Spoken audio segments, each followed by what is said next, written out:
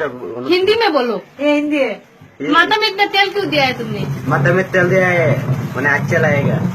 अच्छा लगेगा दिखने में। देखने में अच्छा लगेगा। और तुम्हारे पैरों में चप्पल क्यों नहीं है? चप्पल नहीं है, लगाई थी ना सैंडल नाइक। सैंडल नाइक आज कितने बेर खाए हो? आइस ओवन खाई थी।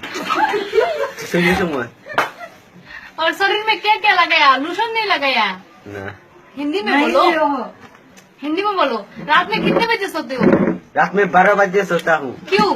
अच्छा मूड करता नहीं है, माना अच्छा नहीं लाएगा तो बोलता है सॉरी। सॉरी बोलता है तो वो कोई good morning bye bye.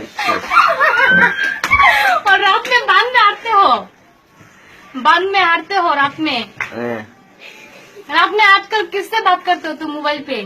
Mobile के नहीं बात करेगा, तुम्हारे मोबाइल के किसका अच्छे किसका गाना अच्छे है? मनुष्य लगे बात करेगा, खराब लगे बात करेगा नहीं है। माने जरा अच्छे मनुष्य लगे बात करेगा यार शैल माने बाला तक है। और तुम्हारा घर में तू कितने बजे इतने लेट क्यों सोती हो? इतने घर में सोता हूँ हैं? सोते लागे हुए बहुत।